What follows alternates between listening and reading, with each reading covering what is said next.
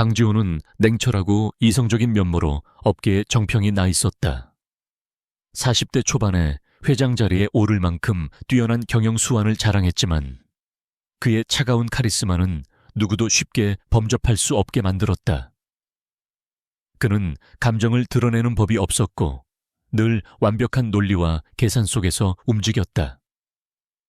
그런 그가 직접 면접관석에 앉아 있다는 사실만으로도 지원자들과 임원들 모두 극도의 긴장 상태에 놓여 있었다. 평소 같으면 인사 담당 임원들만 참석하는 것이 관례였다.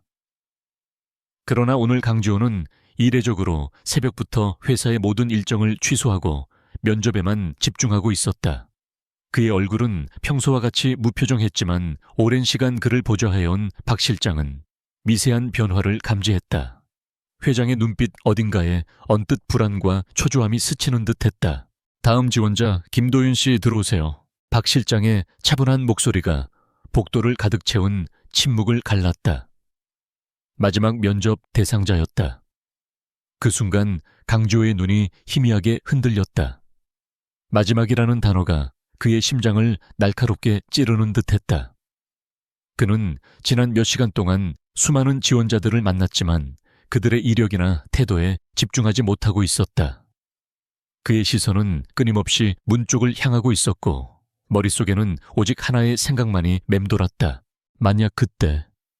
만약 우리가 헤어지지 않았다면 우리 아이는 지금쯤 어떤 모습일까? 문이 천천히 열리며 한 청년이 들어섰다. 29살 김도윤이었다. 그는 낡았지만 깨끗한 정장 차림이었다. 옷깃은 약간 해졌고 소매 끝은 희미하게 달아있어 그의 경제적 상황을 짐작케 했다. 하지만 그의 얼굴에서는 어딘가 모를 체념과 함께 깊은 평온함이 느껴졌다. 어떤 격정적인 감정도 보이지 않았고 오직 담담하게 현실을 받아들이는 듯한 눈빛이었다. 강지호의 시선이 그에게 꽂혔다. 이상했다.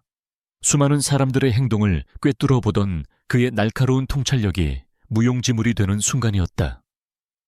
그는 도윤의 얼굴을 보자마자 가슴속 깊은 곳에서부터 알 수 없는 감정이 솟구치는 것을 느꼈다. 그 감정은 마치 잃어버린 조각을 발견한 듯한 익숙함과 동시에 20년 전의 기억을 강제로 끄집어내는 듯한 격렬한 통증이었다. 긴장하지 마세요. 마지막입니다. 자신도 모르게 부드러운 목소리가 흘러나왔다. 평소에 냉철한 강지호답지 않은 말투였다. 다른 면접관들이 놀란 눈으로 그를 쳐다봤지만 강지호는 그들의 시선을 신경 쓸 겨를이 없었다. 그는 그저 눈앞의 청년 김도윤에게서 시선을 뗄 수 없었다. 도윤은 고개를 살짝 숙인 후 천천히 의자에 앉았다. 그의 얼굴에는 어떤 감정도 읽히지 않았지만 그 모습이 오히려 강지호의 마음을 더욱 불안하게 만들었다. 자기소개 해보죠. 강지호는 심호흡을 한 후 다시 냉철한 목소리를 되찾으려 노력했다. 도윤은 잠시 멈칫하더니 미세하게 입꼬리를 올리며 차분한 목소리로 입을 열었다. 김도윤입니다. 이름은 어머니가 지어주셨습니다. 평범한 자기소개였지만 강지호의 심장이 다시 한번 격렬하게 뛰기 시작했다. 그의 어머니. 그 단어가 강지호의 과거를 거칠게 흔들었다. 1997년 강지호는 대학교를 막 졸업하고 삼정그룹의 후계자 수업을 받기 시작할 무렵이었다. 그는 촉망받는 엘리트였지만 그에게도 세상의 모든 압박과 기대로부터 벗어나고 싶은 순간이 있었다. 그런 그의 삶에 한 줄기 빛처럼 나타난 사람이 바로 이보윤이었다. 그녀는 평범한 가정 출신의 순수하고 따뜻한 여학생이었다. 강지호는 그녀의 솔직하고 꾸밈없는 모습에 깊이 매료되었다. 그들의 사랑은 다른 세상의 사람들처럼 비밀스럽고도 아름다웠다. 강지호는 그룹의 후계자라는 무거운 짐을 잠시 내려놓고 보윤과 함께 평범한 데이트를 즐겼다. 그들은 남산에서 서울의 야경을 바라보며 미래를 꿈꿨고 홍대거리의 작은 카페에서 밤새도록 이야기를 나눴다. 보윤은 언제나 그의 이야기를 경청해 주었고 그에게 진정한 행복이 무엇인지 가르쳐 주었다. 하지만 그들의 행복은 오래가지 못했다. 강지호의 집안, 특히 그의 아버지 강세만 회장의 반대가 극심했다. 강 회장은 보윤의 배경이 회사의 후계자인 아들과 어울리지 않는다고 판단했다. 그는 직접 보윤을 찾아가 강지호의 앞길을 막지 말아달라고 설득했다. 그들의 관계가 세상에 알려지면 강지호의 모든 미래가 위태로워질 것이라는 협박과 함께 그날 이후 보윤은 강지호의 곁에서 홀연히 사라졌다. 그녀가 남긴 것은 아무것도 없었다. 강지호는 그녀를 찾기 위해 온 서울을 헤맸지만 그녀의 흔적은 그 어디에도 없었다. 마치 처음부터 존재하지 않았던 사람처럼. 강지호는 그녀의 갑작스러운 이별을 이해할 수 없었고 깊은 절망감에 휩싸였다. 그는 결국 일에만 매달리며 보윤에 대한 기억을 애써 지우려 했다. 그렇게 20년이라는 시간이 흘렀다. 어머니께서 첫사랑 이름에서 한 글자를 따왔다고 하시더군요. 이도윤이라고. 도윤의 말이 다시 강지호의 귓가를 파고들었다. 이도윤. 그 이름 세 글자에 담긴 의미를 곱씹던 강지호는 순간 온몸의 피가 식는 듯한 충격을 받았다. 이도윤은 이보윤과 강지호의 이름에서 한 글자씩 따서 만든 이름이었다. 그 사실을 깨닫자 강지호는 숨이 막혔다. 20여 년간 가슴 깊이 묻어두었던 이름, 그가 평생 지우지 못한 사람의 이름이 지금 이 순간 그의 앞에 되살아난 것이었다. 어머니 성함이 이보윤 씨라고요. 강지호의 목소리는 미세하게 떨렸다. 그는 자신의 이성적인 판단이 무너지는 것을 느꼈다. 다른 면접관들은 갑작스러운 회장의 반응에 당황한 표정이었다. 도윤은 어리둥절한 표정으로 고개를 끄덕였다. 내 어릴 때부터 혼자 저를 키우셨어요. 도윤의 목소리는 차분했지만 그 속에는 쓸쓸함이 배어 있었다. 그는 혼자서 그 모든 세월의 무게를 견뎌온 듯했다. 그 말에 강지호는 가슴이 미어지는 것을 느꼈다. 혼자, 보윤이 홀로 아이를 키웠다는 것인가. 그의 눈은 도윤의 얼굴을 다시 한번 찬찬히 뜯어봤다. 맑고 고든 눈빛 말을 할 때 살짝 올라가는 입꼬리, 그리고 어딘가 모르게 풍기는 고집스러운 분위기까지. 모든 것이 그녀와 닮아 있었다. 그리고 자신과 닮은 부분도 함께 보였다. 도윤의 날카로운 턱선과 높은 콧대, 차가운 듯한 표정은 분명 강지호 자신과 닮아 있었다. 강지호는 손에 들고 있던 펜을 떨어뜨릴 뻔했다. 그의 손은 미세하게 떨리기 시작했다. 서류를 넘기던 그의 손이 멈췄다. 그의 머릿속은 온통 혼란스러웠다. 이런 기막힌 우연이 존재할 수 있을까? 20년 전 그가 잃어버렸던 사랑과 그 사랑의 결과물이 지금 그의 눈앞에 앉아 있는 것인가? 어머니는 지금 어디에? 동작구에서 보건소 일을 하고 계십니다. 계약직이긴 하지만요. 도윤의 대답에 강지호의 심장은 더욱 격렬하게 요동쳤다. 그녀가 여전히 서울, 그것도 그 근처에 있었다는 사실이 믿기지 않았다. 20여 년 동안 그렇게 가까운 곳에 있었는데 자신은 그녀의 흔적조차 찾지 못했던 것이다. 면접은 그렇게 흐지부지 끝났다. 강지호는 더 이상 질문을 이어갈 수 없었다. 그의 머릿속은 오직 도윤의 존재와 그의 어머니가 이보윤이라는 사실로 가득 차 있었다. 도윤이 방을 나간 후에도 한참 동안 그 자리에 앉아 있었다. 다른 면접관들이 조심스럽게 방을 떠나고 박 실장만이 남았다. 회장님, 괜찮으십니까? 박 실장의 조심스러운 물음에 강지호는 천천히 고개를 들었다.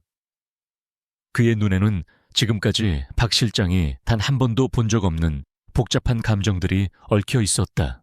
그리움, 안타까움, 그리고 알 수 없는 분노와 후회. 박 실장, 김도윤 씨, 그 사람 채용하세요. 네, 하지만 아직 다른 지원자들과의 비교 검토가. 바로 채용하세요. 내일 당장 출근시키고. 강지호의 목소리는 단호했다. 그는 감정을 숨기려 하지 않았다. 박 실장은 이례적인 지시에 고개를 끄덕였다. 회장이 이렇게까지 개인적인 감정을 드러낸 것은 처음이었다. 그리고 개인적으로 조사를 좀 해주세요. 아주 신중하게 조용히. 강지호는 말을 멈췄다. 그가 원하는 것이 무엇인지 박 실장은 직감적으로 알 수 있었다. 김도윤이라는 청년의 모든 것을, 그리고 그의 어머니 이보윤이라는 여인의 지난 20년간의 행적을. 알겠습니다, 회장님. 신속하게 진행하겠습니다. 박 실장이 나가자 강지호는 다시 혼자가 되었다. 그는 깊은 생각에 잠겼다. 20년 전 보윤이 갑자기 사라졌을 때 그는 절망했다. 하지만 그때는 그저 그녀가 자신과의 관계를 끝내고 싶어 떠났다고 생각했다. 그리고 그녀가 자신에게 아무 말도 없이 떠난 것에 대해 섭섭하고 원망스러운 마음도 있었다. 하지만 지금 도윤의 존재와 그 이름에 담긴 의미를 알게 되자 모든 것이 다르게 보였다. 어쩌면 보윤은 떠나고 싶었던 것이 아닐 수도 있다. 강지호는 책상에 놓인 자신의 손을 내려다보았다. 한때 그가 세상의 모든 것을 가질 수 있다고 생각했던 젊은 시절의 오만함이 느껴졌다. 그는 자신의 오만함이 그리고 이기심이 그녀를 떠나보낸 것이 아닐까 자책했다. 그녀가 자신에게 임신 사실을 알리지 않고 홀로 아이를 낳고 키웠다는 사실에 미안함과 고마움이 동시에 밀려왔다. 노윤, 내 아이가 맞을까? 강지호는 자리에서 일어나 창가로 다가갔다. 창밖으로는 서울의 화려한 야경이 펼쳐져 있었다. 수많은 불빛들 속에서 그의 시선은 멀리 보이는 한강과 남산을 향했다. 그곳에는 보윤과의 아름다운 추억들이 묻혀 있었다. 그는 애써 잊으려 했던 모든 기억들이 한꺼번에 되살아나는 것을 느꼈다. 20년이라는 긴 세월이 지났지만 그에게 보윤은 여전히 사랑하는 사람이었다. 아니, 어쩌면 그동안 억눌렀던 감정들이 이제야 터져나오며 그녀를 향한 그리움은 더욱 커져 있었다. 이제 그 그리움에 아버지라는 새로운 감정이 더해졌다. 그는 자신의 아이를 알아보지 못하고 그의 곁에 있어주지 못했다는 사실에 깊은 죄책감을 느꼈다. 강지호는 다시 한번 마음을 다잡았다. 이제는 모든 것을 바로잡아야 할 때였다. 그동안 잃어버린 시간들은 되찾을 수 없지만 남은 시간이라도 진정한 아버지로서, 그리고 그 누구보다 진심으로 그녀를 사랑했던 남자로서의 역할을 다하고 싶었다. 그날 밤 강지호는 평소와 달리 쉽게 잠들 수 없었다. 그의 머릿속은 오직 김도윤과 이보윤이라는 두 이름으로 가득 차 있었다. 그는 자신의 삶에서 가장 중요했던 두 사람을 20년이라는 긴 세월 동안 잊고 지냈다는 사실에 고통스러웠다. 그리고 그들의 삶이 어떻게 흘러갔는지, 그동안 얼마나 힘들었을지 생각하니 가슴이 찢어지는 듯 했다. 강지호는 자신의 무력함에 분노했다. 그는 세상의 모든 것을 가졌지만 가장 중요한 사람들을 지키지 못했다는 사실을 깨달았다. 그는 이제라도 그들에게 다가가 모든 것을 설명하고 용서를 구하고 싶었다. 그리고 그들에게 자신의 존재가 어떤 의미인지, 그리고 자신이 그들에게 어떤 의미가 되고 싶은지 말해주고 싶었다. 하지만 그가 과연 그럴 자격이 있을까? 29년이라는 긴 시간 동안 도윤의 곁에 없었던 그가 이제 와서 갑자기 나타나 아버지라고 말할 수 있을까? 그는 혼란스러웠다. 하지만 동시에 희망도 품었다. 잃어버린 시간을 되찾을 수는 없어도 앞으로 만들어갈 시간들이 있으니까. 그 시간들 속에서 진정한 가족이 될 수 있을 것이다. 강지호는 눈을 감고 깊은 숨을 내쉬었다. 그의 심장이 다시 한번 격렬하게 뛰었다. 그것은 더 이상 불안과 초조함의 떨림이 아니었다. 그것은 새로운 시작을 알리는 잃어버린 시간을 되찾기 위한 첫 발걸음이었다. 서울 동작구의 한 낡은 골목, 깊숙한 곳, 반지하 원룸이 있었다. 창문은 지면보다 낮아 항상 어둡고 습기가 차 있었지만 이곳은 이보윤에게 세상에서 가장 소중한 보금자리였다. 20여 년 전 그녀가 갓난아들 도윤을 품에 안고 정착한 이래로 단 한 번도 떠난 적 없는 곳. 비좁은 공간이었지만 그녀의 손길이 닿는 곳마다 따뜻함이 깃들어 있었다. 작은 식탁 위에는 정갈하게 차려진 반찬통들이 놓여 있었다. 두부조림, 콩나물 무침, 그리고 도윤이 가장 좋아하는 김치볶음. 이보윤 53은 쉰이 넘은 나이에도 여전히 부드러운 손길로 반찬을 옮겨 담으며 아들을 기다렸다. 그녀의 얼굴에는 세월의 흔적이 고스란히 새겨져 있었지만 깊어진 눈가의 주름은 삶의 고단함보다는 따뜻한 모정을 품고 있었다. 그녀의 손이 미세하게 떨리고 있었다. 그 떨림의 원인은 식탁 한 구석에 놓인 하얀 편지 봉투 때문이었다. 봉투에는 삼정그룹의 로고가 선명하게 찍혀 있었다. 도윤이 면접을 본 그 회사에서 온 편지. 그녀는 봉투를 바라보며 깊은 한숨을 내쉬었다. 그녀는 이미 알고 있었다. 도윤이 어떤 회사에 면접을 보러 갔는지, 그리고 그곳이 그녀의 과거와 어떤 의미로 연결되어 있는지를. 운명은 참으로 기묘한 것이었다. 그렇게 필사적으로 피하려 했던 인연이 결국 아들을 통해 다시 이어지게 되다니. 봉투 옆에는 오래된 사진 한 장이 놓여 있었다. 빛바랜 사진 속에는 20여 년 전에 이보윤과 강지호가 활짝 웃고 있었다. 대학 캠퍼스 벤치에 앉아있는 모습이었다. 그는 강직하고 진실한 눈빛을 하고 있었고, 그녀는 그를 살짝 올려다보며 행복한 미소를 짓고 있었다. 이보윤은 사진을 손끝으로 조심스럽게 쓸어보았다. 사진 속 그들의 모습은 여전히 생생했지만 그 시절의 순수한 행복은 이제 아련한 기억의 파편처럼 느껴졌다. 그때는 정말 행복했어. 미래에 대한 걱정 없이 그저 사랑하는 사람과 함께한다는 것만으로도 충분했던 시절이었지. 이보윤의 눈가에 물기가 고였다. 그녀의 머릿속에는 20여 년 전 모든 것이 무너졌던 그날의 기억이 선명하게 되살아났다. 강지호와의 관계를 알게 된 그의 형 강상현이 그녀를 찾아온 날이었다. 그는 비열하고 냉정한 얼굴로 그녀를 응시했다. 이보윤 씨, 맞으시죠? 전 지호 형입니다. 강상현이라고 합니다. 강상현의 목소리는 부드러웠지만 그 속에 담긴 의미는 날카로운 칼날과 같았다. 그는 최고급 호텔의 라운지로 그녀를 불렀다. 화려한 샹들리에와 고급스러운 가구들 사이에서 이보윤은 자신이 얼마나 초라한 존재인지 깨달았다. 강상현은 커피잔을 들고 여유롭게 웃었지만 그의 눈은 차갑게 빛나고 있었다. 지호가 아가씨를 많이 좋아하는 것 같습니다. 하지만 아가씨도 아실 겁니다. 지호는 평범한 삶을 살 수 있는 그릇이 아니라는 걸. 지호는 앞으로 수만 명의 직원을 책임져야 할 삼정그룹의 후계자입니다. 그런 아이가 평범한 집안의 여학생과 미래를 약속하는 건 지호에게도 그룹에게도 불행한 일입니다. 강상현의 말은 비수처럼 그녀의 가슴을 찔렀다. 이보윤은 아무 말도 할 수 없었다. 그녀는 그저 고개를 숙이고 그의 말을 들을 수밖에 없었다. 사랑이란 건 때로는 희생을 필요로 합니다.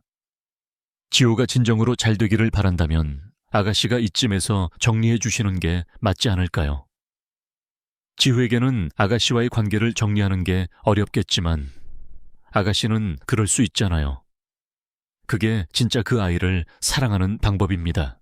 그는 강지호의 미래를 들먹이며 이보윤의 사랑을 희생시키라고 강요했다. 그녀의 눈에 눈물이 고였지만 그는 전혀 개의치 않았다. 우리 쪽에서 아가씨에게 드릴 수 있는 보상입니다. 지호와의 관계를 완전히 정리하고 아무도 모르는 곳에서 조용히 지내세요. 그러면 아가씨의 미래를 위해 이 돈을 사용할 수 있을 겁니다. 물론 지호에게는 우리가 아가씨를 정리했다는 사실은 절대 말하지 않을 겁니다. 지호는 그저 아가씨가 변심해서 떠났다고 생각할 겁니다. 그것이 지호에게도 아가씨에게도 최선의 방법입니다. 그의 말은 비열했지만 동시에 논리적이었다. 이보윤은 흔들렸다. 그가 지키고 싶었던 것은 강지호의 꿈이었다. 그리고 그녀는 그 꿈을 방해하고 싶지 않았다. 그녀가 강지호의 곁에 머문다면 그는 가족들과 갈등하고 결국 자신이 가진 모든 것을 잃게 될지도 모른다는 생각에 그녀는 두려웠다. 이현 씨, 날 잊었을까? 그녀의 목소리는 작고 떨렸다. 혼잣말이었지만 그 말 속에는 20여 년간 가슴 깊이 묻어둔 그리움이 고스란히 담겨 있었다. 강상현에게 돈을 받고 돌아오는 길에 그녀는 임신 사실을 알게 되었다. 기쁨과 동시에 깊은 절망감이 그녀를 덮쳤다. 이 사실을 강지회에게 말할까 잠시 고민했지만 그의 미래를 망칠 수는 없었다. 그녀는 그날의 결정이 옳았다고 믿으려 노력했다. 강지호가 성공한 삶을 살 수 있다면 그녀 혼자 감당하는 고통쯤은 아무것도 아니라고 생각했다. 이름만이라도 남기고 싶었는데 이보유는 막 태어난 아기를 품에 안고 고민했던 그 순간을 떠올렸다.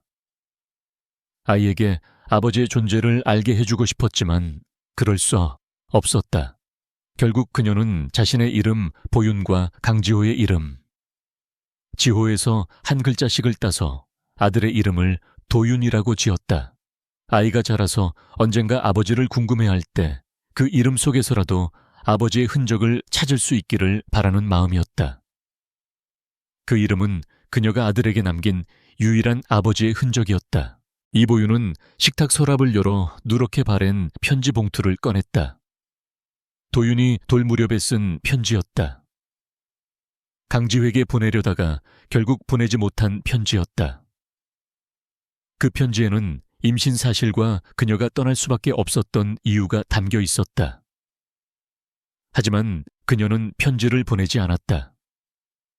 강지호가 모든 사실을 알게 되면 다시 그녀를 찾아올 것이고, 그러면 강상현이 경고했던 것처럼 그의 미래가 흔들릴까 두려웠기 때문이었다.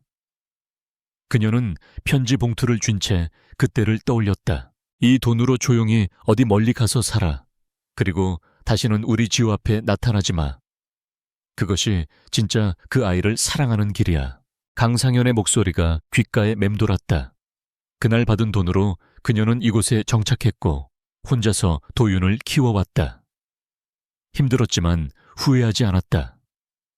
도윤이가 건강하고 훌륭하게 자라는 모습을 보는 것만으로도 충분했다. 하지만 가끔은 궁금했다. 강지호가 지금 어떻게 살고 있는지, 그가 자신을 기억하고 있는지, 아니 더 정확히 말하면 그리워했다.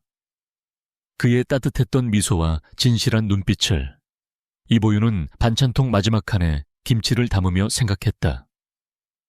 도윤이가 그 회사에 들어간다면 언젠가는 강지호와 마주치게 될지도 모른다고. 그때 도윤이가 어떤 기분일까, 강지호는 또 어떨까. 그녀의 눈에서 눈물이 흘러내렸다. 아들에게 아버지를 만나게 해주지 못한 것, 온전한 가정을 만들어주지 못한 것이 늘 미안했다. 하지만 이제 와서 어떻게 할 수 있을까? 시간은 이미 너무 많이 흘러버렸다. 저녁이 되어 현관문이 열리고 도윤이 돌아왔다. 그의 얼굴에는 묘한 표정이 떠올라 있었다. 평소보다 조용했고 어딘가 생각에 잠긴 듯했다. 이보윤은 불안한 마음을 억누르며 조심스럽게 물었다.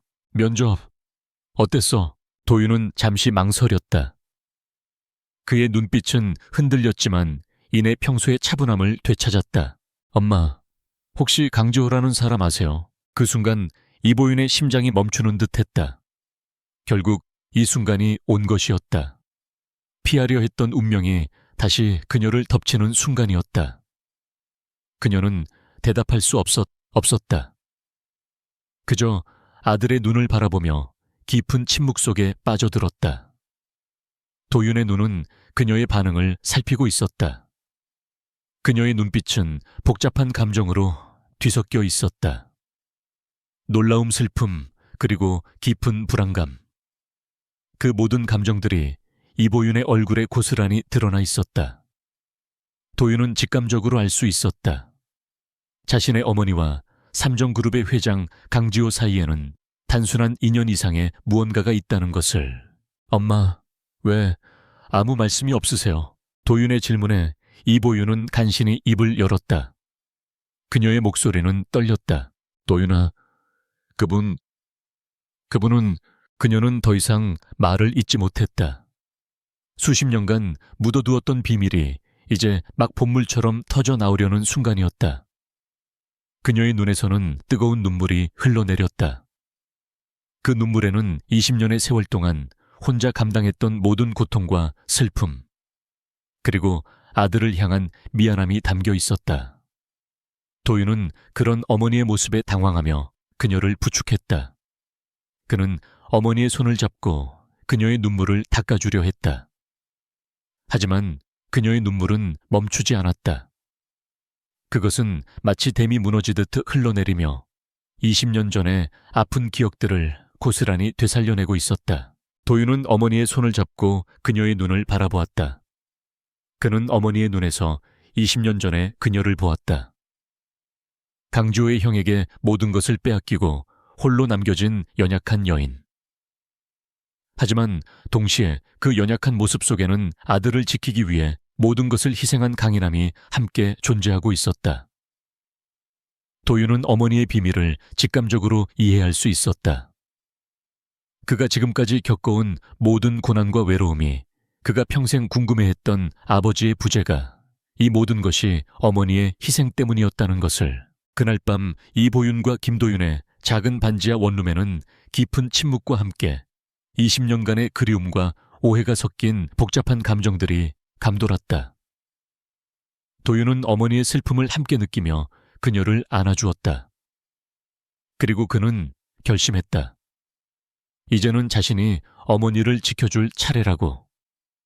그리고 자신이 직접 강지호라는 인물에 대해 더 깊이 알아봐야겠다고. 이 모든 복잡한 관계의 실타래를 풀어야 할 때가 온 것이다. 그날 밤 강남의 화려한 야경이 내려다 보이는 강지호의 저택은 깊은 정적에 휩싸여 있었다. 낮 동안 수많은 사람들의 활기로 가득 찼던 삼정그룹 본사와 달리 이곳은 완벽하게 고립된 섬과도 같았다. 최고급 가구들과 고가의 미술품들이 그의 고독을 감싸고 있었지만 그 모든 화려함은 그의 공허한 마음을 채워주지 못했다. 강지호는 자신의 서재에 홀로 앉아 있었다. 창밖으로는 서울의 불빛들이 찬란하게 빛나고 있었지만 그의 눈에는 아무것도 들어오지 않았다. 머릿속에는 오직 하나의 생각만이 맴돌았다. 김도윤, 그리고 이보윤. 그는 평생을 이성과 논리로 살아왔다. 모든 결정은 철저한 계산과 분석을 통해 이루어졌고, 감정은 사업의 성공을 위한 방해물일 뿐이었다. 하지만 오늘 20년 만에 되살아난 과거는 그의 모든 것을 흔들어 놓았다. 그는 이제 자신이 냉철한 사업가가 아닌 그저 한때 사랑하는 사람을 잃고 고통받았던 한 남자였다는 사실을 깨달았다. 그리고 그 사랑의 결과물이 바로 김도윤이라는 것을 직감적으로 알고 있었다. 강지호는 천천히 자리에서 일어나 사무실 한쪽 벽에 설치된 금고로 향했다. 이 금고는 회사 서류를 보관하는 금고와는 달랐다. 비밀번호는 오직 그만이 아는 숫자로 잠겨 있었고, 그 안에는 그의 가장 소중하고 동시에 가장 고통스러운 개인적인 물건들이 보관되어 있었다. 20년 동안, 아니, 정확히 말하면 이보윤이 사라진 후부터 그는 이 금고를 단 한 번도 열어보지 않았다. 열고 싶지 않았던 상자, 그 안에는 그가 의도적으로 잊으려 했던 과거가 고스란히 담겨 있었다. 손이 떨렸다. 금고 문을 여는 것만으로도 20년 전의 감정들이 쓰나미처럼 밀려오는 것을 느꼈다. 굳게 닫혔던 문이 열리자 가장 안쪽에 자리한 낡은 갈색 상자가 그의 눈에 들어왔다. 먼지가 희미하게 내려앉은 상자를 꺼내어 책상 위에 올려놓았다. 한참을 망설였다. 정말 열어도 될까? 이미 지나간 과거를 다시 꺼내어 보는 것이 과연 옳은 일일까 하지만 그는 진실을 확인하고 싶었다. 그를 20년 동안 짓눌렀던 고통의 원인을 떨리는 손으로 상자 뚜껑을 열었다. 가장 먼저 눈에 들어온 것은 낡은 산부인과 진료 기록이었다. 이보윤이라는 이름이 적힌 진료 차트였다. 날짜를 보니 1997년 4월, 그리고 그 옆에는 임신 6개월이라는 글씨가 선명하게 적혀 있었다. 강지호의 손이 더욱 심하게 떨리기 시작했다. 만약 그때 그녀가 정말 임신한 상태였다면, 그리고 그 아이를 낳았다면, 1997년 10월생. 그의 머릿속에서 김도윤의 나이가 정확히 계산되었다. 29살. 김도윤과 정확히 일치했다. 어떻게 이런 일이... 그의 목소리는 미세하게 떨렸다. 그는 숨을 들이마셨다. 깊은 후회와 함께 모든 것이 무너져 내리는 기분이었다. 그녀가 사라진 것이 단순한 변심이 아니었다는 사실, 그리고 자신이 사랑했던 그녀가 홀로 자신의 아이를 임신한 채 떠났다는 사실에 그는 극심한 고통을 느꼈다. 상자 안에는 또 다른 물건들이 있었다. 함께 찍은 사진들, 그녀가 그에게 써준 편지 몇 통, 그리고 마지막 만남에서 그녀가 남기고 간 작은 선물까지. 모든 것이 그대로 보존되어 있었다. 그 중에서도 그의 시선을 사로잡은 것은 대학 캠퍼스 벤치에서 함께 찍은 사진이었다. 그녀는 그의 어깨에 살짝 기대어 있었고 둘 다 행복한 미소를 짓고 있었다. 사진 뒷면에는 그녀의 작은 글씨로 날짜가 적혀 있었다. 1997년 3월 15일, 우리의 마지막 날. 강지호는 그 글씨를 보며 가슴이 메어지는 것을 느꼈다. 마지막 날이라고 적혀 있다는 것은 그녀가 이미 그때 이별을 예감하고 있었다는 뜻이었다. 그런데 왜 자신에게는 아무 말도 하지 않았을까? 그는 그날을 떠올렸다. 갑자기 연락이 끊긴 보윤을 찾으러 다녔던 기억. 하지만 그녀는 어디에도 없었다. 마치 세상에서 사라진 것처럼 흔적조차 찾을 수 없었다. 그때 아버지 강세만 회장이 그에게 했던 말이 떠올랐다. 지호야, 내 앞길 막을 생각 없어. 대신 그 여자는 너와 어울리지 않아. 너를 위해서야. 당시에는 단순히 아버지가 그들의 관계를 반대한다고만 생각했다. 하지만 지금 생각해보니 아버지가 더 적극적으로 개입했을 가능성이 높았다.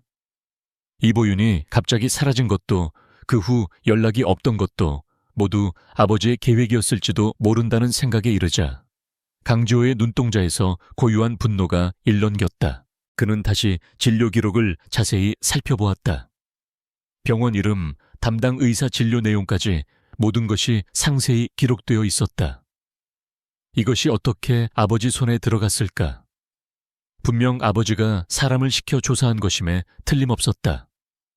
상자 맨 아래에는 또 다른 서류가 있었다. 사립탐정사무소에서 작성한 보고서였다. 이보윤의 행적을 추적한 내용이었다. 임신 사실, 출산 예정일, 그리고 그 후의 거주지까지 모든 것이 적혀 있었다. 대상자는 1997년 10월 서울시립병원에서 남아를 출산. 이후 동작구 일대에서 거주 중. 생활이 어려워 보이나 아이는 건강하게 성장 중. 강지호는 보고서를 읽으며 복잡한 감정에 휩싸였다. 아버지는 모든 것을 알고 있었다. 그녀가 임신한 것도 아이를 낳은 것도 어려운 생활을 하고 있다는 것도. 그런데 왜 자신에게는 말하지 않았을까? 아니, 어쩌면 아버지는 의도적으로 숨긴 것일지도 모른다. 아들이 사업에 집중할 수 있도록, 그리고 감정적인 흔들림 없이 그룹을 이끌어갈 수 있도록. 그것이 아버지 방식의 사랑이었을 수도 있다. 하지만 그렇다고 해서 용서할 수 있는 일은 아니었다. 강지호는 주먹을 꽉 쥐었다. 자신의 아이가 자신의 피를 나눈 아들이 20여 년간 아버지의 존재도 모른 채 살아왔다는 사실이 견딜 수 없었다. 그는 김도윤의 면접 당시 모습을 다시 떠올려줬다. 차분하지만 어딘가 외로워 보이던 눈빛 낡은 정장을 입고서도 당당했던 모습. 그 속에서 어린 시절 자신의 모습이 보였다. 그리고 이보윤의 강인함도 함께 혹시 아이를 지키기 위해 모든 걸 버렸던 건가? 그 생각에 이르자 가슴 한구석이 뜨거워졌다. 이보윤이 얼마나 힘들었을까? 혼자서 아이를 키우며 어떤 마음이었을까? 그녀에게 미안한 마음과 고마운 마음이 동시에 밀려왔다. 바로 그때 사무실 문을 두드리는 소리가 들렸다. 박 실장이 조심스럽게 들어왔다. 회장님, 죄송합니다. 오늘 예정이 없으신 분이 방문하셨습니다. 강지호는 복잡한 감정에 휩싸인 채 고개를 들었다. 누구지? 이보윤 씨라고 하시는데 강주호의 심장이 멈춰서는 듯했다. 20여 년 만에 그녀가 직접 찾아온 것이었다. 그 이름 석자에 그의 모든 감각이 정지했다. 모든 것이 현실로 다가오는 순간이었다. 그가 20년 만에 마주해야 할 진실이 이제 눈앞에 서 있었다. 강지호는 박 실장의 말을 듣는 순간 모든 것이 멈춘 듯한 느낌을 받았다. 이보윤이 직접 찾아왔다는 것은 그녀 역시 무언가를 알고 있다는 뜻이었다. 어쩌면 도윤이 집에 돌아가 면접에서 있었던 일을 말했을지도 모른다는 생각에 그의 심장이 더욱 빠르게 뛰었다. 그는 천천히 고개를 끄덕였다. 들어오시라고 하세요. 그의 목소리는 떨렸지만 최대한 침착하게 말하려 노력했다. 박 실장이 나간 후 강지호는 서둘러 책상 위에 놓인 상자와 서류들을 정리했다. 하지만 손이 너무 떨려서 제대로 되지 않았다. 20여 년 만에 그녀를 다시 마주한다는 사실이 믿기지 않았다. 잠시 후 문이 열리며 이보윤이 들어섰다. 20여 년의 시간이 흘렀지만 그녀는 여전히 조용하고 단정한 모습이었다. 세월의 흔적은 얼굴에 새겨져 있었지만 예전보다 더욱 의연하고 강인해 보였다.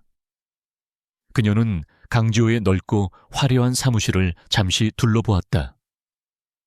이 공간은 그녀의 좁은 반지하 방과는 극명한 대비를 이루고 있었다. 그 차이가 20년 동안 두 사람이 걸어온 삶의 궤적을 고스란히 보여주는 듯 했다. 안녕하세요, 지호 씨. 그녀의 목소리는 예전과 같았다. 차분하고 따뜻했지만 어딘가 거리감이 느껴졌다. 20년이라는 시간의 무게가 그들 사이에 놓여 있었다. 강지호는 일어서서 그녀를 맞았다. 가까이에서 보니 더욱 실감이 났다.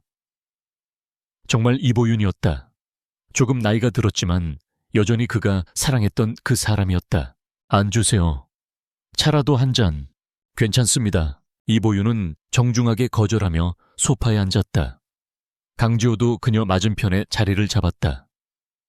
둘 사이에는 어색한 침묵이 흘렀다. 서로 할 말은 많았지만 어디서부터 시작해야 할지 몰랐다. 도윤이가 오늘 면접을 봤다고 했어요. 결국 이보윤이 먼저 말을 꺼냈다. 그녀의 목소리에는 복잡한 감정이 뒤섞여 있었다. 네, 저도 놀랐습니다. 강지호의 대답은 간단했지만 그 안에는 수많은 의미가 담겨 있었다. 놀랐다는 것이 단순히 우연의 만남 때문만은 아니라는 것을 이보윤도 알고 있었다. 그녀는 가방에서 두꺼운 봉투를 꺼내 테이블 위에 올려놓았다. 봉투는 정갈하게 정돈되어 있었다. 그 아이 이름이 도윤이라는 걸 알았을 때. 그래서 찾아왔습니다. 이건 도윤이 출생 증명서와 성장 과정에 관한 기록들이에요. 혹시 당신이 확인하고 싶어 할까봐 가져왔습니다. 강지호는 봉투를 바라보며 가슴이 두근거렸다. 그 안에는 자신이 그동안 모르고 지냈던 아들의 모든 것이 들어있을 것이었다. 그는 봉투를 열어 내용물을 확인했다. 출생 증명서, 예방접종 기록, 학창시절, 생활기록부까지. 그의 아버지가 탐정을 통해 알아냈던 정보들이 고스란히 담겨 있었다. 모든 것이 진실이었다. 왜 나한테 말하지 않았어요? 내가 도윤이라는 아이를 알았더라면. 강지호의 목소리에는 원망과 안타까움이 섞여 있었다. 이보윤은 잠시 눈을 감았다가 천천히 대답했다. 말할 수 없었어요. 그날 당신 형님이 찾아오셨어요. 대신 조용히 떠나달라고 했고 당신이 성공하기 위해서는 내가 방해가 된다고 했습니다. 당신은 날 한 번도 찾지 않았어요. 편지 한 통도 받지 못했습니다. 그래서 당신이 정말 나를 잊었다고 생각했어요. 이보윤의 말에 강지호의 가슴이 무너져 내렸다. 아버지가 그리고 형이 정말로 개입했던 것이었다. 그리고 자신은 그 사실을 전혀 모른 채 그녀가 자신을 버리고 떠났다고 오해하며 지내왔던 것이다. 나는 몰랐어요.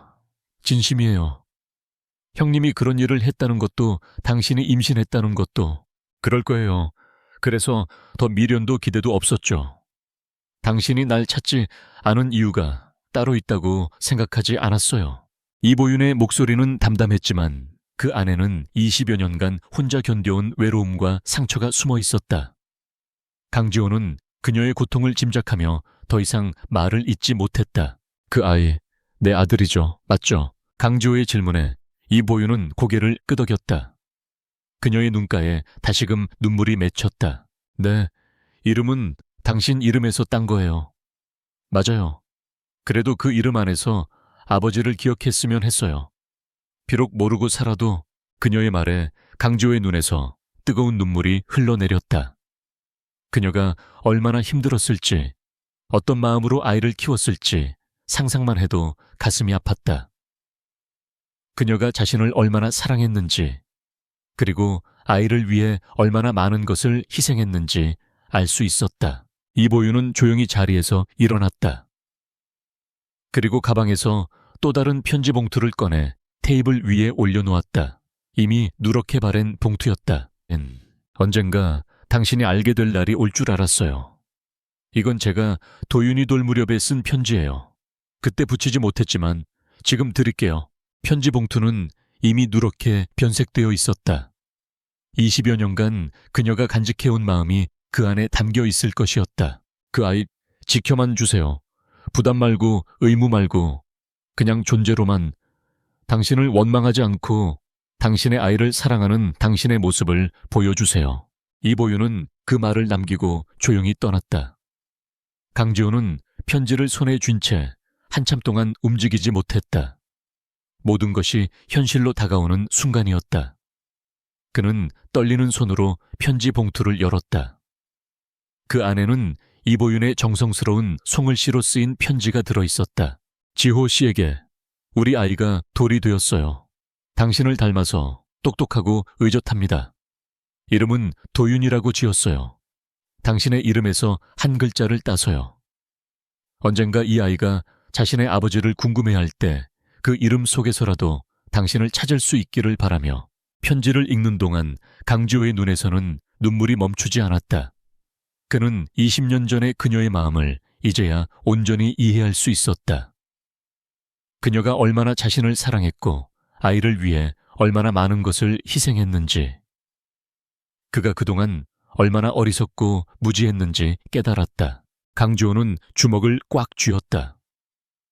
자신에게 이렇게 소중한 가족이 있었다는 것을 이제야 알게 된 그는 그동안의 시간을 후회하기보다는 앞으로의 시간을 채워나가기로 다짐했다. 그는 이제 이보윤과 도윤을 위해 무엇이든 할 수 있을 것 같았다. 그의 마음속에 있던 공허함은 사라지고 새로운 책임감과 따뜻함이 채워졌다. 그는 이제야 진정한 아버지의 마음을 느끼고 있었다.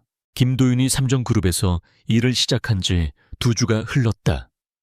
그는 전략실 소속으로 배치되었고 새로운 환경과 복잡한 업무에 예상보다 빠르게 적응해 나가고 있었다. 늘 성실했고 맡은 일에 최선을 다했으며 그의 뛰어난 문제 해결 능력은 팀원들 사이에서도 빠르게 인정받았다. 하지만 그의 마음 한구석에는 늘 의문이 자리하고 있었다. 왜 회장이 자신에게 그런 특별한 관심을 보였는지, 그리고 면접 때 어머니의 이름을 듣고 보인 그 반응이 무엇을 의미하는지. 그 의문은 잠시도 그의 머릿속을 떠나지 않았다. 점심시간이 되자 도윤은 도시락을 챙겨 회사 뒤편에 있는 작은 정원으로 향했다. 이곳은 직원들이 잘 찾지 않는 조용한 공간이었다. 도심 한복판에 이런 공간이 있다는 것이 신기할 정도로 이곳은 평온하고 한적했다. 그는 벤치에 앉아 어머니가 정성스럽게 싸준 도시락을 열었다. 며칠 전 어머니와 나눈 대화가 떠올랐다. 어머니는 강지호 회장에 대해 아는 것이 있다고 했지만 구체적으로 말해주지는 않았다. 다만 언젠가 네가 직접 알게 될 거니라는 의미심장한 말만 남겼을 뿐이었다. 그 말이 도윤을 더욱 혼란스럽게 만들었다. 왜 엄마는 모든 것을 다 알고 있는 것 같으면서도 나에게 말해주지 않았을까? 도윤은 젓가락을 들고 밥 한 숟가락을 떠먹었다. 어머니의 손맛이 그대로 느껴지는 음식이었다. 그의 마음은 씁쓸했다.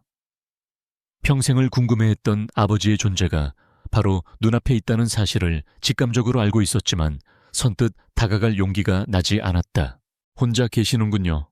뒤에서 들려온 목소리에 도윤은 화들짝 놀라 고개를 돌렸다. 강지호 회장이 서 있었다. 평소 임원 전용 식당에서 식사를 하는 그가 이런 곳에 나타난 것이 의외였다. 도윤은 서둘러 일어나 허리를 숙여 인사하려 했지만 강지호가 손을 들어 제지했다. 앉아 계세요. 저도 잠시 앉아도 될까요? 도윤은 고개를 끄덕이며 자리를 비켜주었다. 강지호는 도윤 옆에 조심스럽게 앉았다. 가까이에서 보니 도윤의 얼굴이 더욱 선명하게 보였다. 이보윤을 닮은 부드러운 눈매와 자신을 닮은 날카로운 턱선이 절묘하게 어우러져 있었다. 회사 생활은 어떤가요? 적응하는데 어려움은 없고요. 네, 다들 잘 도와주셔서 적응하고 있습니다. 감사합니다. 도윤의 대답은 정중했지만 어딘가 거리감이 느껴졌다. 강지호는 그것이 자연스러운 것임을 알고 있었다. 아직 서로에 대해 아는 것이 없었으니까. 그는 도윤의 도시락을 힐끗 보며 말을 이었다. 어머니께서 싸주신 도시락인가 보군요. 네, 제가 아직 자취를 해서 어머니가 직접 싸주십니다. 어머니께서 요리를 잘하시죠. 강지호의 목소리에 그리움이 묻어났다. 도윤은 그의 반응에 더욱 의문이 커졌다. 그는 며칠 동안 머릿속에서 되뇌었던 질문을 조심스럽게 꺼냈다. 그런데 질문이 하나 있습니다. 강지호는 마음을 단단히 먹었다. 어떤 질문이든 정직하게 답하고 싶었다. 진실을 말할 때가 왔다고 생각했다. 면접 때 제 어머니 이름을 들으시고 많이 놀라신 것 같았어요. 혹시 저희 어머니를 아시는 건가요? 그 질문에 강지호의 심장이 빨라졌다. 드디어 이 순간이 온 것이었다. 그는 잠시 망설였다. 아직 모든 것을 털어놓기에는 이른 것 같았지만 더 이상 숨길 수도 없었다. 그는 천천히 고개를 끄덕였다. 네, 알고 있습니다. 대학 시절에 인연이 있었어요. 강지호의 조심스러운 대답에 도윤의 눈이 커졌다. 어머니가 젊었을 때 이야기는 거의 들어본 적이 없었기에 더욱 놀라웠다. 그럼 어머니가 말씀하신 첫사랑이... 도윤의 목소리가 떨렸다. 강지호는 고개를 끄덕였다. 그럴 것 같군요. 도윤은 잠시 말을 잃었다. 우연이라고 하기에는 너무도 극적인 상황이었다. 자신이 취업한 회사의 회장이 어머니의 첫사랑이라니. 그의 머릿속은 복잡해졌다. 그렇다면 제 이름에서 딴 그 한 글자는 제 이름에서 나온 것 같습니다. 도윤은 깊은 숨을 들이마셨다. 모든 것이 단순한 우연일 리는 없었다. 하지만 정확히 무엇을 의미하는지는 아직 확신할 수 없었다. 그는 눈을 들어 강지호의 얼굴을 바라보았다. 그의 눈빛은 흔들렸지만 그 안에는 깊은 진심이 담겨 있었다. 회장님, 혹시 저에 대해 더 아시는 것이 있나요? 도윤의 직접적인 질문에 강지호는 잠시 망설였다. 진실을 말할 때가 온 것 같았지만 어떻게 시작해야 할지 막막했다. 그는 도윤의 손을 조심스럽게 잡았다. 노윤 씨, 아니 노윤아. 강지호의 반말로 바뀐 호칭에 도윤은 더욱 당황했다. 하지만 어딘가 친근하게 느껴지는 것도 사실이었다. 사실 나는 내가 누구인지 알고 있다. 그리고 내가 네 아버지라는 것도. 그 말에 도윤의 세상이 흔들렸다. 아무리 예상했던 일이라고 해도 직접 듣는 것은 완전히 다른 충격이었다. 그의 눈에는 눈물이 고였다. 저의 아버지라는 말씀이신가요? 그렇다. 미안하다. 29년 동안 네 곁에 있어주지 못해서. 강지호의 목소리에는 깊은 후회와 미안함이 담겨 있었다. 도윤은 한동안 아무 말도 할 수 없었다. 평생 궁금해했던 아버지가 바로 눈앞에 있다는 사실이 믿기지 않았다. 어머니도 아시는 거죠? 며칠 전에 만났다. 내가 면접을 본 후에 내 어머니가 나를 찾아왔어. 도윤은 어머니가 왜 미리 말해주지 않았는지 이해할 수 있었다. 이런 중요한 일은 당사자들이 직접 확인하고 받아들일 시간이 필요했으니까. 도윤은 주머니에서 무언가를 꺼냈다. 유전자 검사 복사본이었다. 강준혁이 유출한 자료가 돌고 돌아 도윤의 손에도 들어간 것이었다. 이걸 본다고 마음이 움직인 건 아닙니다. 도윤의 목소리는 차분했지만 그의 눈은 흔들리고 있었다. 그냥 어릴 적 단 한 번도 불러보지 못한 이름이 자꾸 입안에 맴돌았습니다. 강지호는 도윤의 말을 들으며 가슴이 뜨거워지는 것을 느꼈다. 이 아이가 얼마나 성숙하고 지혜로운지 새삼 깨달았다. 도윤은 아주 천천히 고개를 들어 강지호를 바라보았다. 그의 눈에는 망설임과 기대가 동시에 담겨 있었다. 아버지, 라 불러도 되겠습니까? 그 순간 강지호는 잠시 아무 말도 하지 못했다. 평생 듣고 싶었던 그 한마디가 마침내 현실이 된 것이었다. 모든 말보다 먼저 눈물이 흘러내렸다. 그래, 이제야 내가 아버지라는 걸 배운다. 두 사람은 그 자리에 서서 말없이 서로의 눈을 바라보았다. 29년간의 공백이 한순간에 메워지는 기적 같은 순간이었다. 도윤도 모르게 눈에서 눈물이 흘러내렸다. 정원에는 따뜻한 봄바람이 불고 있었고 두 사람의 새로운 시작을 축복하는 듯 했다. 삼정그룹 전략본부 12층 임원 전용 회의실. 평소보다 이른 시간임에도 불구하고 주요 임원들이 하나둘 모여들고 있었다. 긴급 소집이었다. 회의를 주도한 사람은 강준혁 35 전략 기획실장이었다. 그는 강지호 회장의 조카로 오랫동안 삼정그룹의 실질적인 후계자 역할을 해왔다. 서울대학교 경영학과를 수석으로 졸업하고 미국 유수의 경영대학원에서 MBA를 취득한 엘리트 중의 엘리트였다. 똑똑하고 야망이 있었으며 무엇보다 회장의 신임을 받아 그룹 내에서 확고한 입지를 다지고 있었다. 하지만 최근 들어 그의 입지에 미묘한 변화가 일어나고 있었다. 그 변화의 중심에는 회장이 직접 채용한 신입사원 김도윤이 있었다. 여러분, 바쁜 중에 모여주셔서 감사합니다. 강준혁의 목소리는 평소보다 진중했다. 회의실에 모인 임원들은 그의 표정에서 심상치 않은 분위기를 감지했다.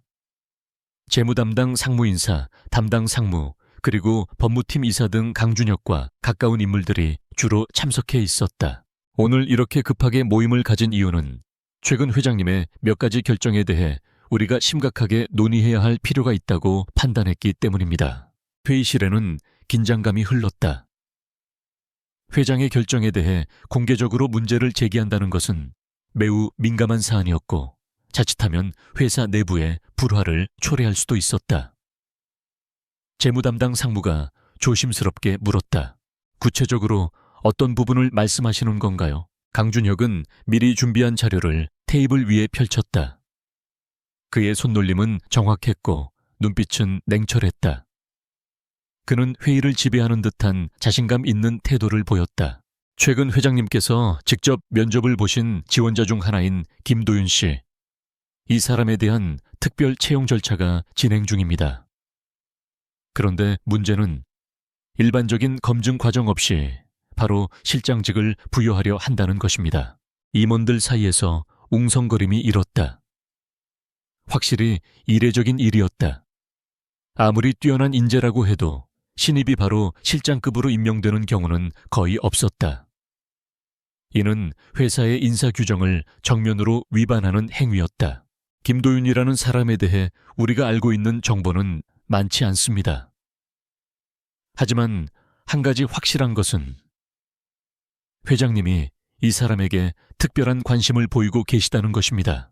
강준혁의 말에는 의미심장한 뉘앙스가 담겨 있었다. 그는 이미 김도윤에 대해 상당한 조사를 마친 상태였다. 단순히 인사상 특혜를 넘어선 그 이상의 무언가가 있음을 암시하고 있었다.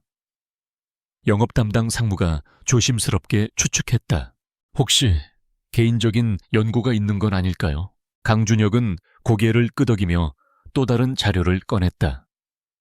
바로 그가 불법적인 경로로 입수한 김도윤의 출생 관련 서류들이었다. 바로 그 부분입니다. 제가 나름대로 조사해본 결과 몇 가지 흥미로운 사실들을 발견했습니다. 김도윤 1997년 10월생, 모친은 이보윤 부친나는 공란입니다. 임원들의 시선이 서류에 집중됐다. 강준혁은 잠시 말을 멈추고 그들의 반응을 살폈다. 그런데 여기서 주목할 점은 모친의 이름입니다. 이보윤. 회의실의 분위기가 급격히 차가워졌다. 강준혁의 의도를 알아차리기 시작한 몇몇 임원들은 긴장한 기색이 역력했다. 이보윤이라는 이름, 혹시 회장님과 개인적인 관계가 있었던 건 아닐까요?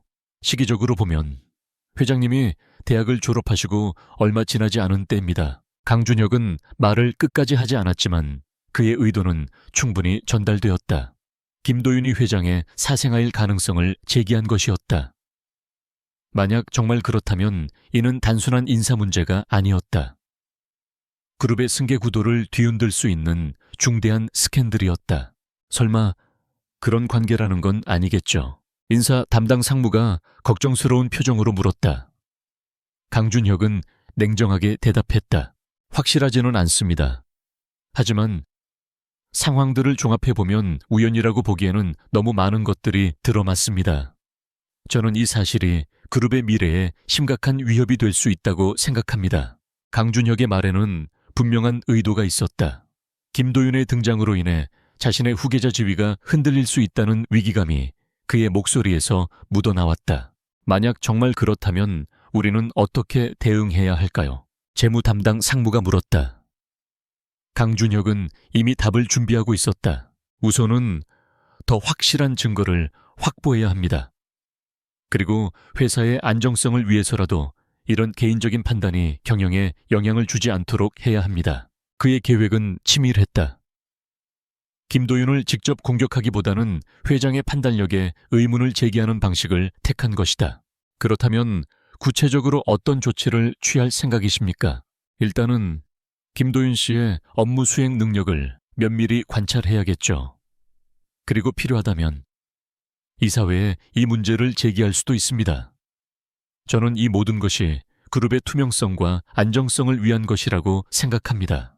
강준혁의 논리는 완벽했다. 그는 자신의 야망을 그룹의 대의라는 명분으로 포장하고 있었다.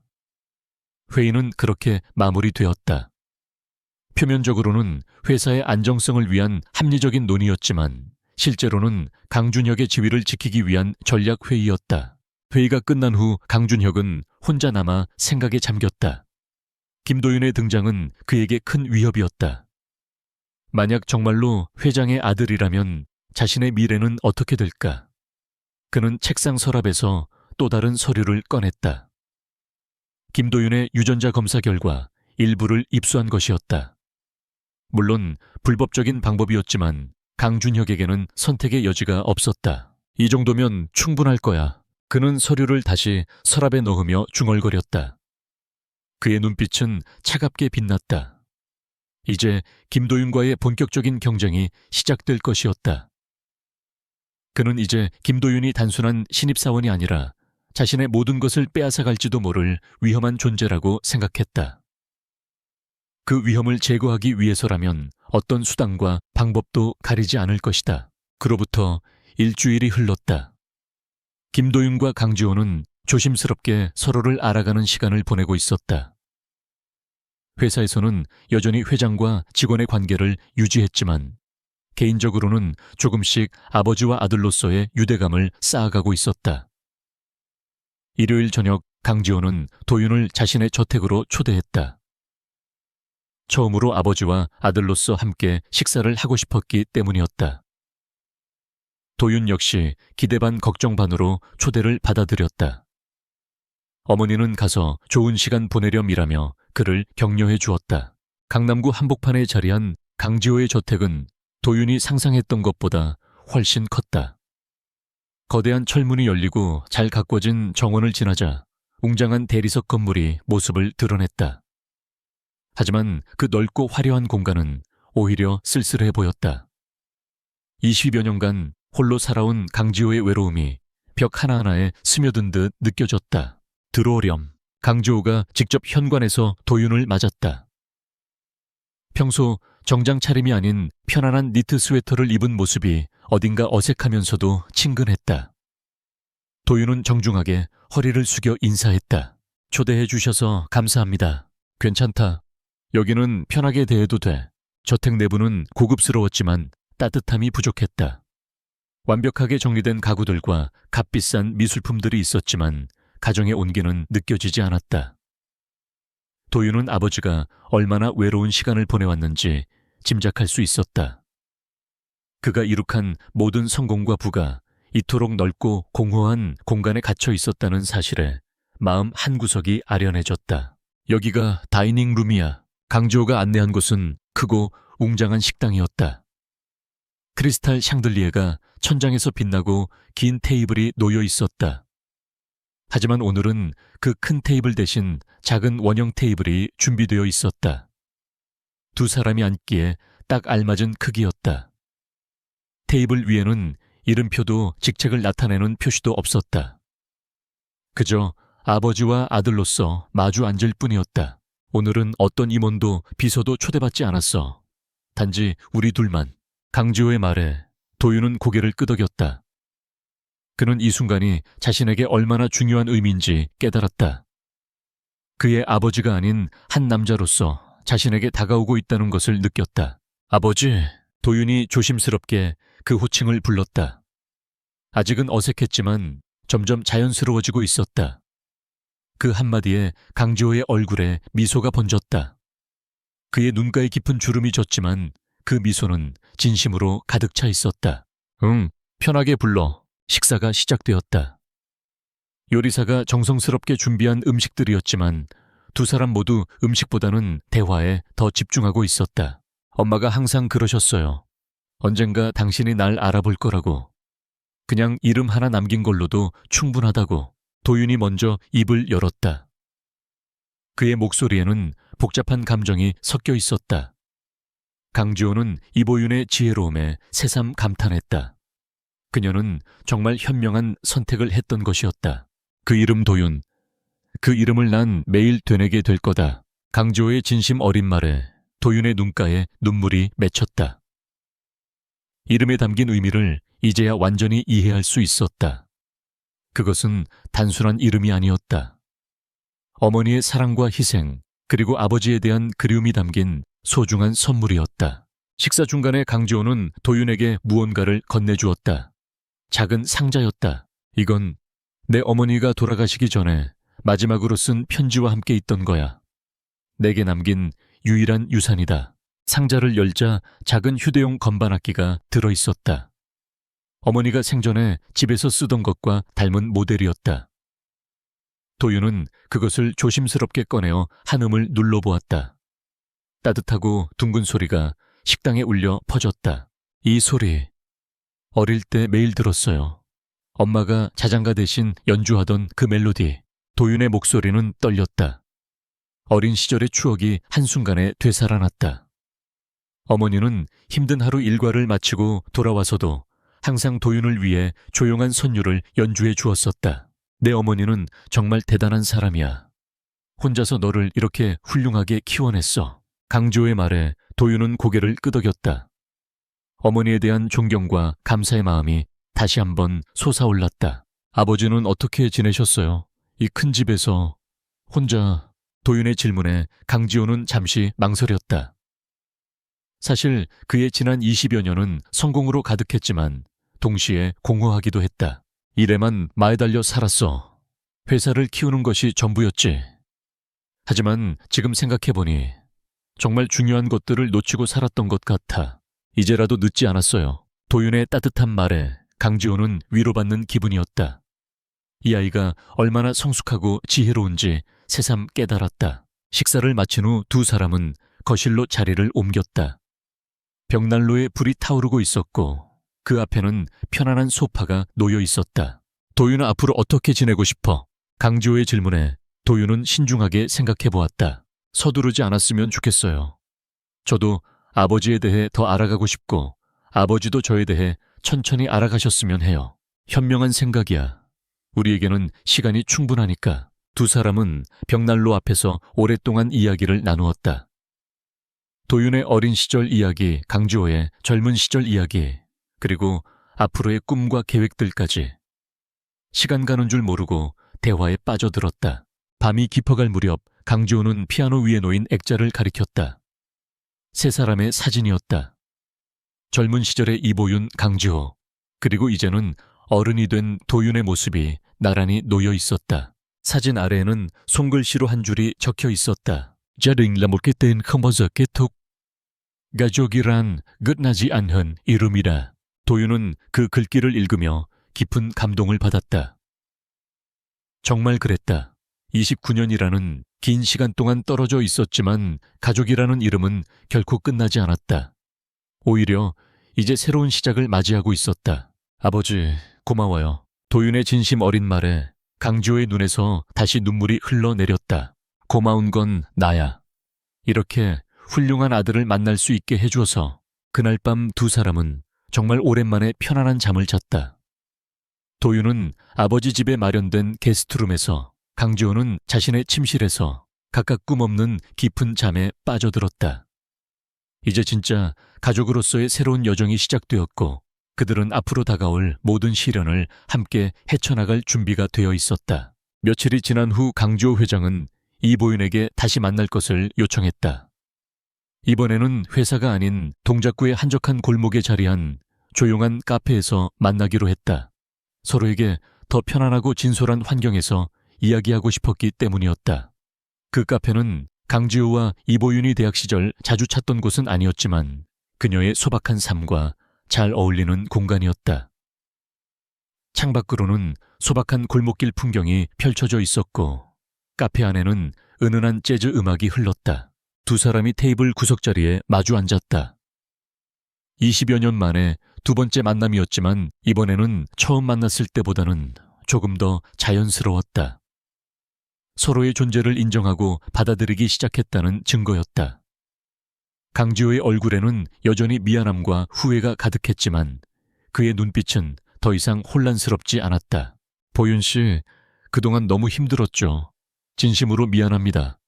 내가 너무 어리석었습니다. 강지호가 먼저 입을 열었다. 그의 목소리는 진심으로 떨리고 있었다. 그는 지난 20년간의 자신의 삶이 얼마나 공허했는지, 그리고 이보윤과 도윤의 삶이 얼마나 고단했을지 생각하며 고통스러워했다. 그는 자신의 무지함이 그들에게 준 고통에 대해 깊이 사죄하고 싶었다.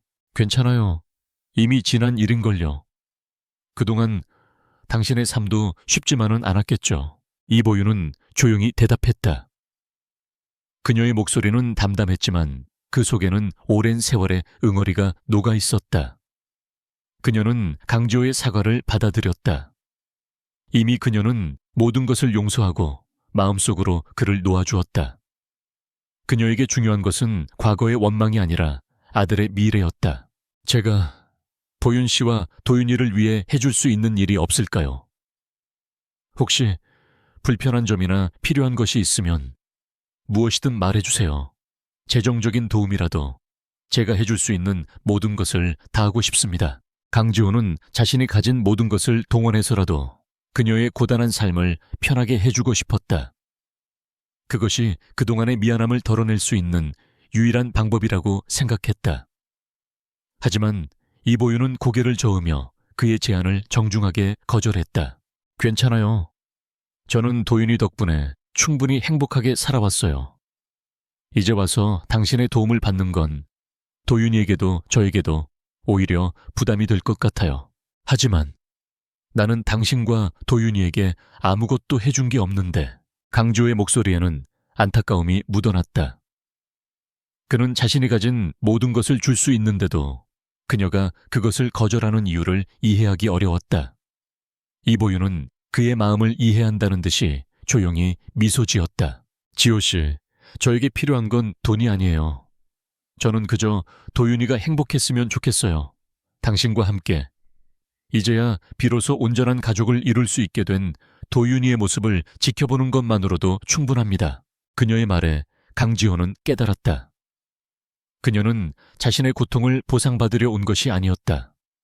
그녀는 그저 도윤이 행복하게 사는 모습을 보고 싶어 하는 한 어머니일 뿐이었다. 그녀의 사랑은 그 어떤 대가도 바라지 않는 순수한 희생이었다. 회사 일은 어떻게 할 건가요? 도윤이를 채용하셨잖아요. 이보윤의 질문에 강지호는 잠시 생각했다. 사실 그것도 고민이었다. 개인적인 관계와 업무를 어떻게 분리해야 할지 막막했다. 일단은 다른 직원들과 똑같이 대할 생각이에요. 특별 대우를 하면 도윤이도 부담스러워할 테니까요. 그게 좋을 것 같아요. 도윤이는 자수성가를 꿈꾸는 아이거든요. 도움을 받는 걸 좋아하지 않아요. 이보윤의 말에 강지호는 고개를 끄덕였다. 그녀는 도윤이를 얼마나 잘 키웠는지, 그리고 얼마나 현명한 여성인지 새삼 깨달았다. 그때 강지호의 머릿속에 한 가지 걱정이 스쳤다. 회사 내부에서 도윤이의 정체가 알려지면 어떻게 될까 하는 것이었다. 특히 자신의 조카인 강준혁의 반응이 걱정되었다. 혹시 회사에서 문제가 생기면 어떻게 하죠? 도윤이가 제 아들이라는 걸 알게 되면 그럴 때는 당신이 지켜주세요. 그 아이는 아직 어려요. 회사의 복잡한 정치를 감당하기에는 이보윤의 부탁에 강지호는 고개를 끄덕였다. 이제 자신에게는 지켜야 할 사람이 생긴 것이었다. 그의 삶의 목적은 더 이상 회사의 성공이 아니라 아들과 그의 어머니를 지키는 것이 되었다. 그런데 언제쯤 도윤이에게 말할 건가요? 조금 더 시간을 두고 봐요. 그 아이가 회사에 적응하고 나서 자연스럽게 기회가 오겠죠. 이보윤은 신중했다. 성급하게 진실을 밝히기보다는 모든 사람이 준비가 되었을 때 말하고 싶어 했다. 두 사람은 그렇게 오랫동안 이야기를 나누었다.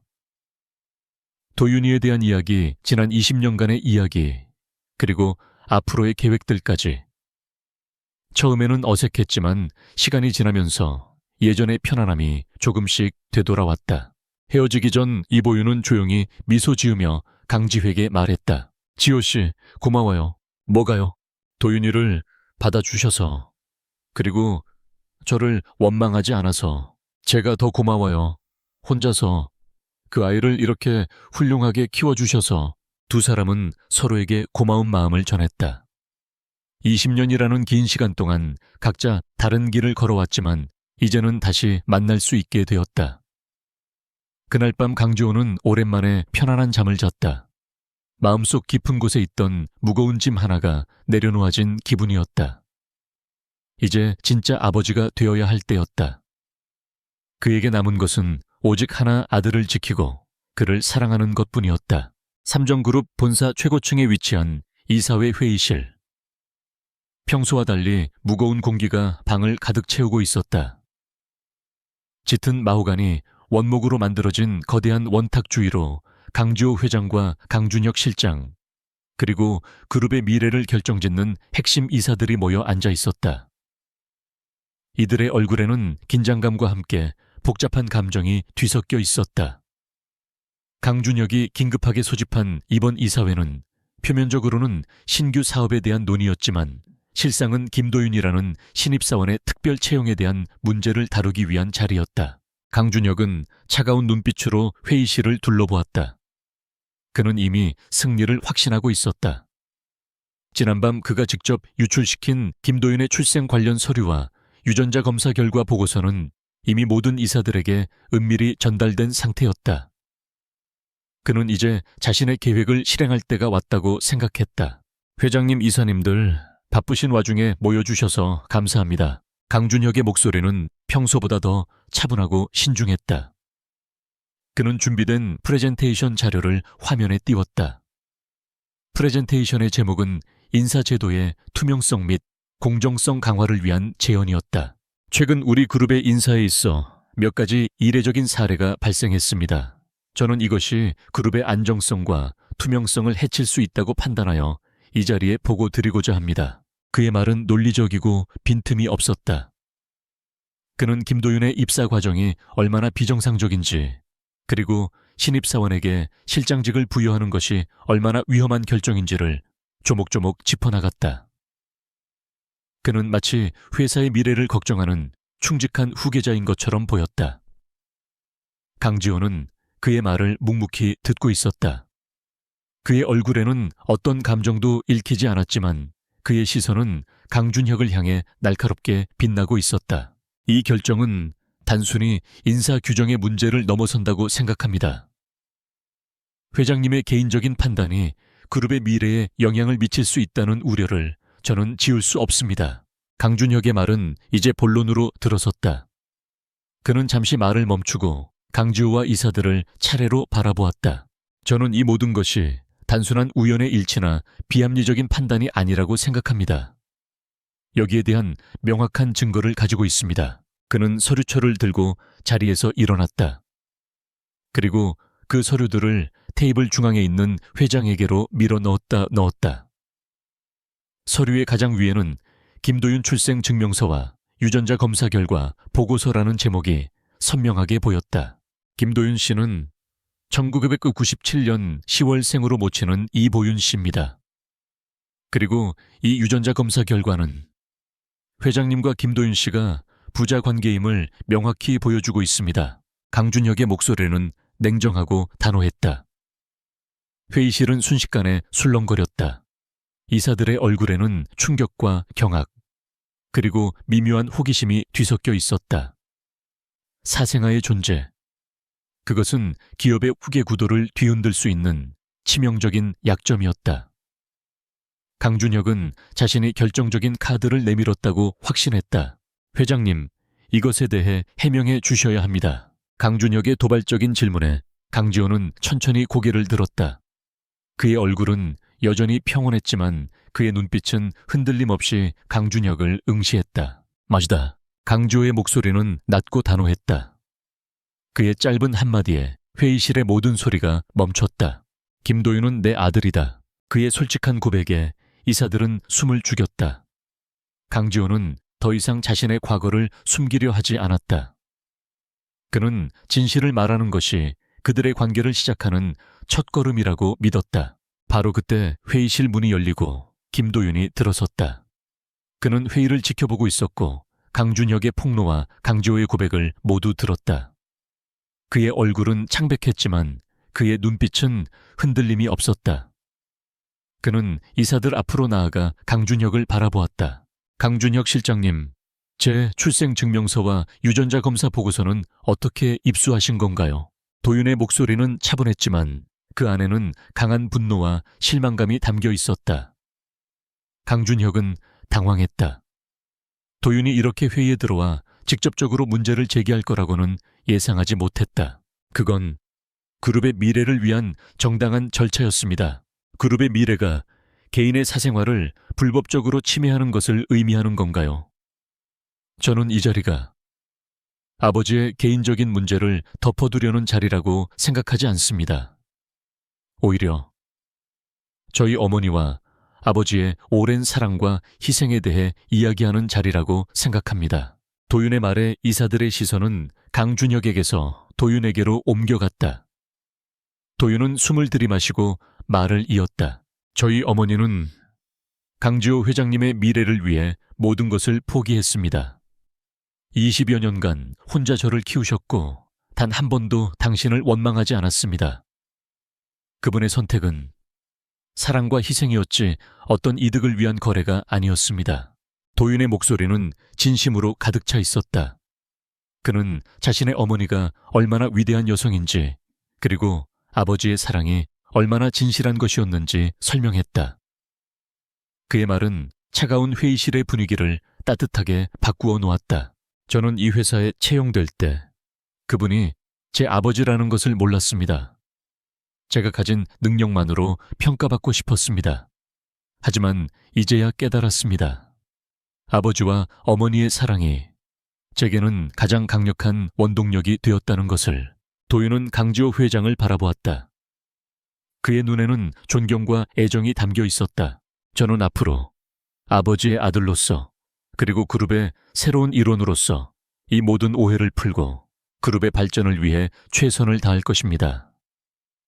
그것이 저를 위해 희생하신 어머니와 이제야 제게 다가와 주신 아버지에게 보답하는 길이라고 생각합니다. 강지호는 도윤의 용기 있는 행동과 진심 어린 말에 깊은 감동을 받았다. 그의 아들이 얼마나 훌륭한 사람으로 성장했는지 새삼 깨달았다. 이사들은 도윤의 성숙함에 감탄하며 고개를 끄덕였다. 강준혁의 얼굴은 굳어 있었다. 그의 모든 계획이 도윤의 진심 앞에서 무너지고 있었다. 그는 자신의 야심을 위해 불법적인 방법까지 동원했지만 도윤은 정직함과 진실만으로 그를 이겨냈다. 이 사회는 결국 아무런 결론 없이 끝났다. 강준혁의 폭로는 오히려 강지호와 김도윤의 관계를 굳건히 하는 계기가 되었다. 이사들은 강지호의 인간적인 면모를 새롭게 보게 되었고 김도윤의 진실성과 능력을 인정하게 되었다. 강준혁은 자신이 파놓은 함정에 스스로 빠진 꼴이 되었다. 회의가 끝난 후 강지호는 도윤의 어깨를 감싸 안았다. 도윤은 아버지의 따뜻한 손길에 안도하며 미소 지었다. 그들은 이제 더 이상 숨을 필요가 없었다. 여섰다. 그들의 관계는 이제 세상에 알려졌고 그들은 함께 앞으로 나아가야 했다. 이사회 회의 이후 삼정그룹의 공기는 눈에 띄게 달라졌다. 강준혁의 야심찬 폭로는 오히려 역풍을 맞아 그의 입지를 약화시켰고 회장과 그의 아들 김도윤의 관계는 세상에 알려지며 새로운 국면을 맞이했다. 도윤은 이제 더 이상 단순한 신입사원이 아니었다. 그는 회장의 아들이자 그 어떤 특혜도 없이 자신의 능력만으로 그 자리에 올랐음을 증명한 젊은 인재로 인정받았다. 이사들은 그의 용기와 진실성에 깊은 인상을 받았고 그의 평판은 회사 내부에서 급상승했다. 강지호는 아들의 성공을 지켜보며 깊은 자부심을 느꼈다. 그의 아들은 자신이 생각했던 것보다 훨씬 더 훌륭한 사람이었다. 모든 것이 제자리를 찾아가는 듯한 평온한 오후 강지호는 이보윤을 찾아갔다. 이번에는 특별한 목적이 있었다. 그는 지난 29년간의 미안함과 고마움을 표현하고 싶었고 그들에게 진정한 가족이 되어줄 수 있는 기회를 주고 싶었다. 이보윤이 일하고 있는 보건소 근처의 작은 공원에서 그들은 마주 앉았다. 보윤 씨, 모든 것을 알게 된 후 저에게는 한 가지 소망이 생겼습니다. 강지호의 목소리는 조심스러웠다. 이보윤은 그를 조용히 바라보며 미소를 지었다. 이제라도 도윤이와 보윤 씨에게 온전한 가정을 만들어주고 싶습니다. 저희 집으로 와주시겠습니까? 함께 살아요. 이제 더 이상 혼자가 아니어도 됩니다. 그의 제안은 진심이었다. 그는 그동안 자신이 놓친 모든 시간을 보상해주고 싶었다. 넓고 쓸쓸했던 자신의 저택에 온기를 불어넣고 가족의 웃음소리로 가득 채우고 싶었다. 하지만 이보윤은 강지호의 손을 잡고 조용히 고개를 저었다. 지호 씨, 고마워요. 당신의 마음은 충분히 전해졌어요. 하지만 우리는 지금의 삶이 좋습니다. 강지호는 그녀의 말을 이해하기 어려웠다. 왜 편안하고 풍족한 삶을 거절하는 것일까? 저는 물질적인 풍요가 아닌 도윤이와 함께 쌓아온 이 소박한 삶이 좋습니다. 저희에게는 이 반지하 방이 세상에서 가장 소중한 곳이었어요. 그리고 도윤이에게도 이 삶은 그의 일부입니다. 저는 그 삶을 버리고 당신의 세상으로 들어갈 수 없어요. 그리고 도윤이에게도 그런 선택을 강요하고 싶지 않고요. 그녀의 말은 단호했지만 그 속에는 깊은 사랑과 진심이 담겨 있었다. 그녀는 자신의 행복이 이제 강지호의 부와 명예에 있지 않다는 것을 보여주었다. 그녀는 그저 도윤이 행복하기를 바라는 한 어머니일 뿐이었다. 강지호는 이보윤의 깊은 속마음을 깨닫고 고개를 끄덕였다. 그녀의 강인함과 현명함에 다시 한번 감동했다. 그럼 도윤이는 어떻게 할 건가요? 바로 그때 도윤이 그들 옆으로 다가왔다. 그는 모든 것을 듣고 있었던 듯 했다. 도윤은 두 사람의 손을 번갈아 보며 조용히 입을 열었다. 아버지, 저도 어머니와 함께 살겠습니다. 하지만 자주 찾아뵙고 함께 시간을 보내겠습니다. 저희의 가족은 이제부터 시작되는 것이니까요. 도윤의 대답은 현명했다. 그는 어머니의 삶을 존중했고 동시에 아버지와의 새로운 관계도 소중히 여기고 있었다. 그의 선택은 어느 한쪽을 버리는 것이 아니라 두 사람 모두를 안고 가는 것이었다. 강지호는 도윤의 성숙한 결정에 깊은 감동을 받았다. 그날 밤 강지호는 자신의 서재에서 홀로 앉아 있었다. 더 이상 공허하지 않았다. 그의 마음속에는 이제 도윤과 이보윤이라는 두 개의 소중한 존재가 자리 잡고 있었다. 그는 책상 위에 놓인 작은 피아노를 보며 미소 지었다. 그것은 이제 그에게 아들과의 연결고리이자 사랑하는 사람과의 소중한 추억이었다. 얼마 후 강지호는 박 실장을 불렀다. 박 실장, 우리 그룹의 미래를 이끌어갈 후계자에 대해 이제는 진지하게 논의해야 할 것 같습니다. 강지호의 눈빛은 확신에 차 있었다. 그는 더 이상 강준혁의 눈치를 보지 않았다. 그에게는 이제 지켜야 할 가족이 있었고 그 가족을 위해 모든 것을 할 용기가 생겼다. 그렇게 시간은 흘렀다. 강지후와 도윤은 회사에서 회장과 직원으로, 집에서는 따뜻한 부자 관계로 지냈다. 도윤은 주말마다 강지호의 저택을 찾아 함께 식사를 하고 진솔한 이야기를 나누었다. 이보윤 역시 그들을 응원하며 가끔은 강지호와 조용히 만나 도윤에 대한 이야기를 나누었다.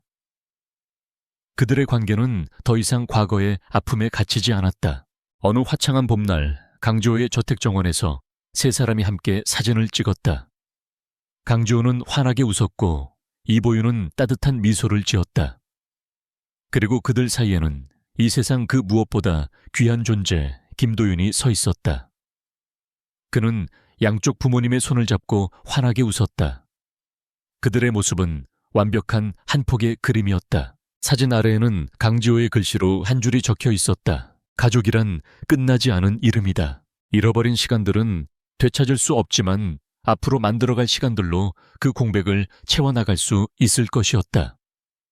강지호와 도윤 그리고 이보윤의 이야기는 그렇게 새로운 장을 열었다. 강남의 심장부 테헤란로를 찌를 듯 솟아오른 삼정그룹 본사 건물 35층은 그 자체로 거대한 심장과도 같았다.